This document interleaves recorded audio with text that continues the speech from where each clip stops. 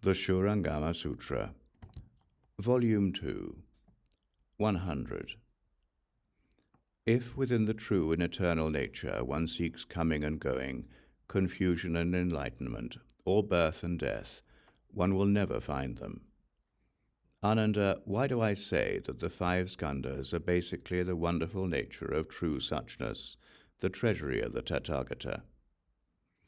Ananda, suppose a person with clear vision were to gaze at clear, bright space.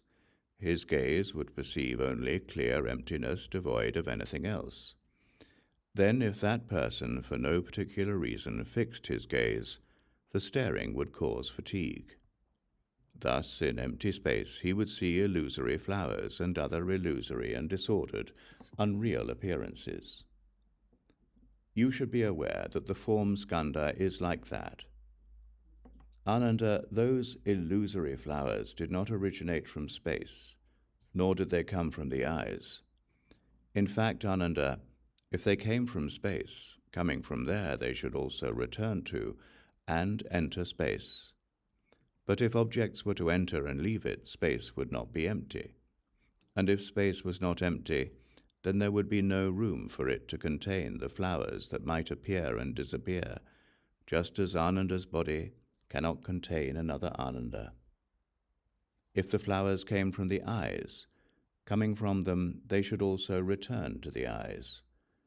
If the image of flowers originated in the eyes, then they themselves should have vision. If they had vision, when they went out to space, they should be able to turn around and see the person's eyes. If they didn't have vision, then in going out they would obscure space, and in returning they would obscure the eyes. But when the person saw the flowers, his eyes should not have been obscured. But on the contrary, isn't it when we see clear space that our vision is said to be clear? From this you should understand that the form skandha is empty and false. Fundamentally, its nature cannot be attributed to either causes and conditions or spontaneity. Ananda, suppose a person's hands and feet were relaxed, and his entire body was in balance. He was unaware of his life processes to the point that he experienced neither pain nor pleasure. Then, for no particular reason, that person might rub his hands together, creating the illusory sensation of friction and smoothness, cold and warmth, and other sensations. You should be aware that the feeling skandha is like that. Ananda, that imaginary contact did not originate in the surrounding air, nor did it originate in the palms.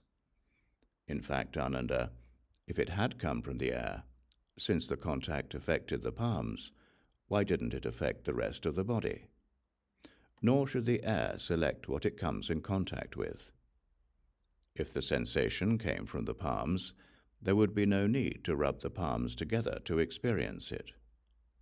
Besides, if it came from the palms would experience it when joined. But when they were not joined, the sense of contact should return into the palms. And in that case, the arms, wrists, bones, and marrow should also be aware of its course of entry.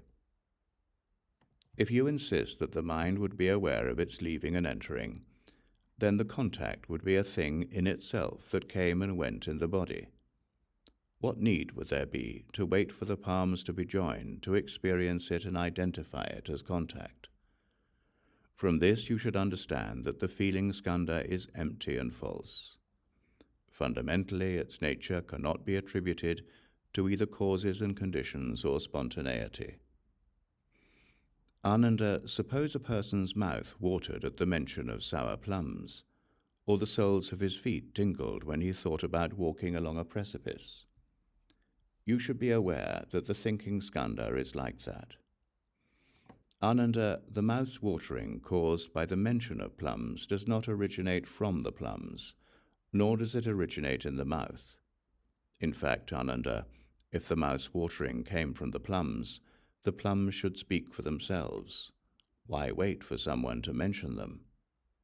If it came from the mouth itself should hear.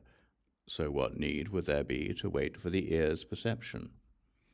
If the ear alone heard, then why doesn't it produce the saliva?